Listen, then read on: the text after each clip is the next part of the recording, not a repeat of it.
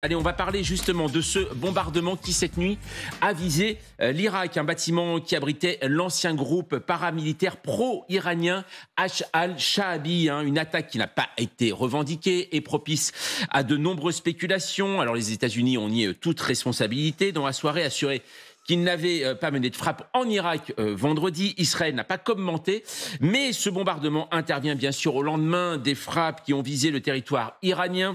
Au moment où l'on parle de désescalade entre Téhéran et Tel Aviv, on voit que ce n'est pas vraiment le cas entre les groupes soutenus par l'Iran, comme le Hezbollah, les Houthis en mer Rouge ou ces groupes postés en Iran. Alors assiste-t-on à une guerre par procuration? Avant d'en débattre, on va aller sur place en Israël, à Tel Aviv, rejoindre Xavier de Giacomoni. Bonjour à vous, Xavier. Bonjour Jean-Mathieu. Alors vous êtes sur place en compagnie de Thibaut Bruck. Vous êtes à Tel Aviv. Que dit-on sur place de ces explosions en Irak? D'ailleurs, est-ce qu'on en parle en Israël? Eh bien effectivement, ça c'est la bonne question. On en dit le moins possible. D'abord, aujourd'hui, il faut savoir que c'est Shabbat, donc il est très difficile d'avoir des interlocuteurs au téléphone. C'est une journée sacrée pour les Juifs, la journée du repos. Et puis, ceux que nous avons pu avoir font no comment, en fait. Grosso modo, l'un d'eux m'a résumé la situation en disant ce qui se passe en Irak reste en Irak et ce qui se passe en Iran reste en Iran. Donc, aucun commentaire. Mais il est assez clair quand même dans les sous-entendus ou dans les silences, qu'une nouvelle fois, Israël a voulu se débarrasser d'une menace potentielle, une milice qui aurait pu tirer des roquettes, des missiles vers Israël. Et puis l'Irak, on sait aussi que c'est l'endroit où en ce moment tout se passe, puisqu'il y a des scénarios sur l'attaque iranienne qui imaginent, avec d'ailleurs de plus en plus de documentation, que des avions israéliens ont pu, depuis l'Irak, tirer sur l'Iran. Alors Xavier, tout de même sur place en Israël, quand vous rencontrez des habitants, est-ce qu'on craint tout de même un embrasement après ces frappes iraniennes sur le territoire israélien, ces frappes attribuées à Israël sur le territoire iranien? On craint un embrasement ou au contraire, on pense que ça va apaiser? Non, il y a un grand soulagement. Les Israéliens voulaient qu'il y ait une riposte. Ils voulaient qu'en fait la dissuasion israélienne, l'invulnérabilité israélienne soit rétablie. Qu'à Téhéran, on comprenne qu'il ne fallait pas s'en prendre à Israël. Et ce qu'on disait notamment ce matin, c'est regardez, nous avons effectué 3 frappes sur l'Iran. Elles ont été très efficaces puisque d'après certaines sources proches des services de sécurité israéliens et des images satellites qui commencent à circuler, une batterie de S-300 aurait été détruite, je dis bien depuis des sources ici, et puis un radar aussi de défense antiaérienne. Donc 3 missiles tirés visiblement avec des avions israéliens qui volaient au-dessus de l'Irak auraient fait beaucoup plus de dégâts que 300 vecteurs lancés par l'Iran. Et ce matin, les Israéliens qui veulent bien nous parler s'appuient énormément là-dessus. Leur dissuasion est renforcée, elle est rétablie. Téhéran a compris le message. Une dernière chose, Xavier, alors vous l'avez dit, voilà, Téhéran aurait compris le message selon la population israélienne, mais cette population israélienne, est-ce qu'elle soutient finalement ces frappes pour régler la situation ? Oui, elle les soutient dans une grande majorité. Ce que ne voulaient pas les Israéliens, c'est qu'en fait ces frappes aient lieu sans un minimum, non pas un feu vert, mais un feu orange des Américains. Et puis surtout, vous savez, de cette coalition qui s'est mise en place pour abattre les vecteurs iraniens. On sait que la Jordanie y a participé, l'Arabie Saoudite aussi de manière beaucoup plus discrète, en donnant notamment des informations. La plupart des missiles, des drones à direction d'Israël ont été abattus au-delà du territoire israélien, avant même qu'ils atteignent le territoire israélien. Et les Israéliens tiennent vraiment à ce qu'il y ait une coordination. Ils pensent que leur sécurité est assurée éventuellement, évidemment, par les Américains, mais aussi par une bonne entente avec certains pays arabes. Merci beaucoup Xavier de Giacomini. Vous étiez en direct de Tel Aviv avec Thibaut Bruck. Alors Général Dominique Delors, on l'a entendu, là c'est assez intéressant tout de même, en effet, ces dégâts qu'aurait pu provoquer Israël, puisque c'est toujours pas revendiqué, sur en effet l'Iran, beaucoup plus important finalement que les frappes iraniennes alors qu'elles étaient plus massives. Oui, alors l'attaque iranienne a été massive, elle a été parfaitement contrée par le dispositif israélien, américain et autres, donc ça a été un grand succès. Par contre, effectivement, les réactions depuis durant la semaine et jusqu'à aujourd'hui ne sont pas de même volume. mais elles ont une efficacité que vous soulignez. Avec quelques engins, on arrive à obtenir des résultats supérieurs à un plan de frappe énorme. Alors, je ne pense pas du tout que ça puisse être la réponse à cette attaque énorme menée par l'Iran sur Israël la semaine dernière. Je pense que ça se mangera à un autre moment. Il y a des raisons politiques, on en a parlé avec la relation avec les États-Unis, et puis il y a des raisons opérationnelles. Les Israéliens auraient besoin de certains appuis opérationnels américains pour exécuter une frappe intéressante sur des objectifs de haute valeur en Iran. Ils ne l'ont pas en ce moment, ils maintiennent par contre cette insécurité de manière assez brillante, aussi bien en Iran avec pas grand-chose, et en Irak sur des gens qui ont aidé à la frappe de la semaine dernière. Alors, Rina Bassiste, vous, ce soutien justement de la population à ces frappes, c'est comme si bien il fallait que les deux pays, l'Iran et Israël, se maintiennent voilà cet équilibre, comme on disait auparavant, de la terreur presque. C'est ça, c'est-à-dire se bombarder soi-même pour comprendre qu'il fallait arrêter. Ça vous surprend, vous d'ailleurs, ce soutien aux frappes? Bon, il faut dire que je pense que dans la société israélienne, il y a deux sortes de sentiments. D'abord, bien sûr, il y a ce sentiment qu'il fallait remettre en place cette dissuasion israélienne parce que c'était quand même une attaque sans précédent. La première attaque directe de la part d'Iran sur Israël, c'est un scénario que bien sûr en Israël, on s'est imaginé pendant des années, mais en réalité, on ne croyait pas que ça va arriver. Donc d'abord, il y a cette peur bleue maintenant, que ça peut se reproduire, que la prochaine fois, il y aura justement des missiles qui vont tomber sur la tête des Israéliens. Donc il y a cette peur qui paralyse les pays. Mais de l'autre côté, il y a aussi une énorme fatigue dans la société israélienne parce que depuis le 7 octobre, Israël est dans une situation de guerre et on sait très bien que s'il y aura un nouvel front, une vraie guerre avec l'Iran, tous ces gens qui ont passé, tous les réservistes qui ont passé plusieurs mois à Gaza et à côté de Gaza comme soldats qui viennent de rentrer chez eux, tout le monde sera remobilisé à nouveau. Donc, le pays va retomber dans la situation où on était pendant 5-6 mois avant. Et ça, est-ce que les Israéliens, ils ont la force pour ça? C'est une grande question. Donc là, je pense que cette décision, si c'était vraiment, parce que comme vous l'avez dit, Israël n'a jamais revendiqué l'attaque, mais si c'était vraiment une attaque israélienne, il y avait une sorte de décision d'essayer de confronter ces deux problèmes. Là, on vise de façon extrêmement chirurgicale. On ne fait pas la guerre aux Iraniens, on fait vraiment la guerre au régime et à son armée. Donc ça, c'est une distinction extrêmement importante. Je crois aussi pour les Israéliens qui ont l'affection pour les peuples iraniens. Donc là, le message est extrêmement clair. On ne touche pas aux Iraniens, on touche à cette base militaire. On vous montre qu'on peut frapper, on l'a fait, on peut le faire en plus gros, en plus grosse. Si jamais vous continuez à riposter. Alors, juste un mot aussi, Vincent Hugeux, sur alors donc cette frappe, on l'a appris donc cette nuit, cette frappe en Irak. C'est-à-dire que Israël a été frappé, l'Iran a été frappé, et maintenant c'est l'Irak, mais pas n'importe où. Donc c'est une caserne qui aurait été frappée, abritant l'ancien groupe paramilitaire pro-iranien Al-Shaabi. Est-ce que vous pouvez nous dire à peu près, mais qui sont ces gens en fait, Al-Shaabi? Alors, Al-Shaabi, déjà, en arabe, ça signifie unité de mobilisation populaire.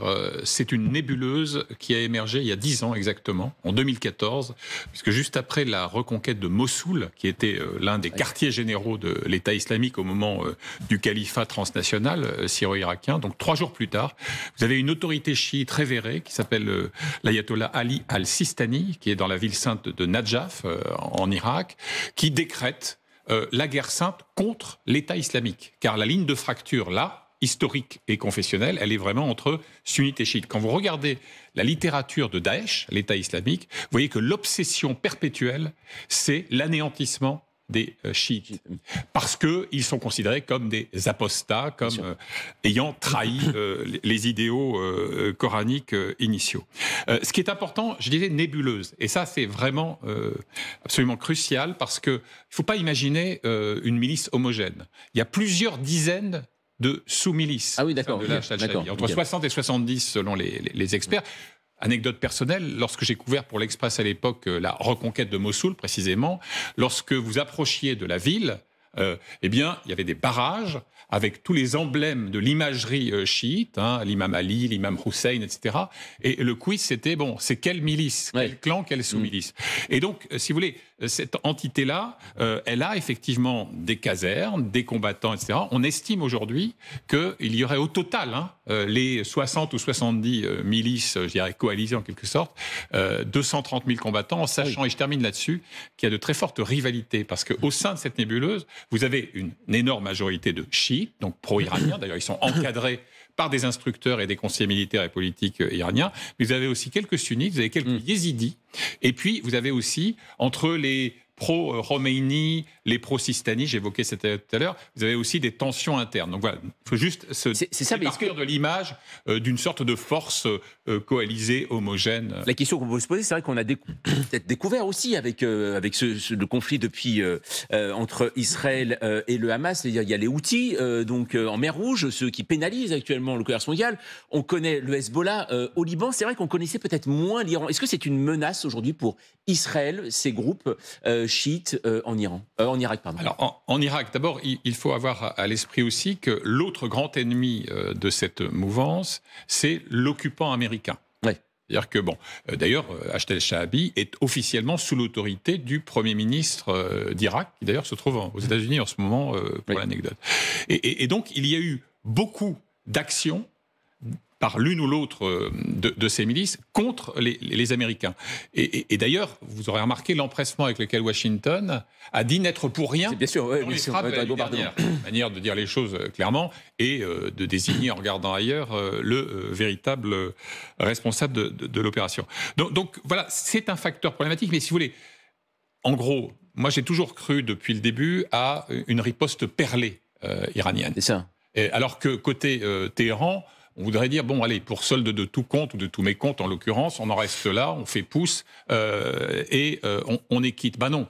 Donc, il est assez naturel que vous avez le facteur nouveau qu'on évoquait à l'instant, c'est-à-dire la frappe sur les territoires iraniens, mais pour le reste, il y a et il y aura dans les semaines qui viennent, dans les mois qui viennent, la poursuite de ce conflit de basse intensité, où vous allez viser l'Irak, la Syrie.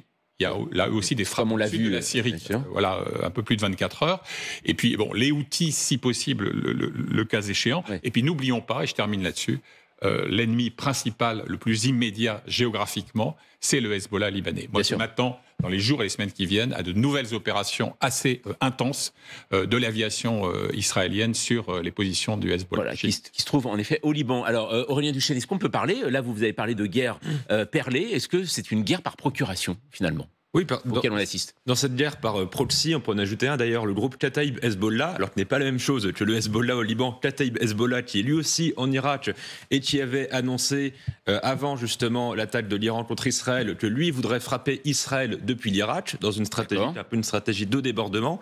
Cette guerre par proxy, elle s'est quand même aggravée ces dernières années en Irak. On rappelle que c'est là, par exemple, qu'avait été tué Qassem Soleimani, donc de la force Al-Quds, et à ses côtés figurait d'ailleurs le numéro 1 à l'époque de Kataib Hezbollah. Ça fait depuis à peu près 2018-2019 que l'Irak est de plus en plus central dans cette guerre par procuration entre l'Iran et Israël. On peut également imaginer que s'il y avait de nouvelles ripostes de la part de l'Iran, ça passerait par ses proxys depuis l'Irak. Et on peut également concevoir, c'est ce que disent beaucoup d'analystes israéliens notamment, que si Israël devait effectuer une nouvelle riposte, ce serait davantage sans doute, par exemple dans le sanctuaire, c'est-à-dire les bases de milices pro-iraniennes en Irak, que sur le territoire irakien lui-même. Le grand problème étant que ça fait en fait depuis la chute de Saddam Hussein que l'Irak est vraiment la zone tampon entre l'Irak et l'Iran.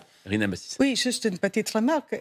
On ne parle pas beaucoup de ça, mais depuis en fait, et vous avez évoqué le Kataib Hezbollah, depuis mars l'année dernière, ils ont un otage israélienne.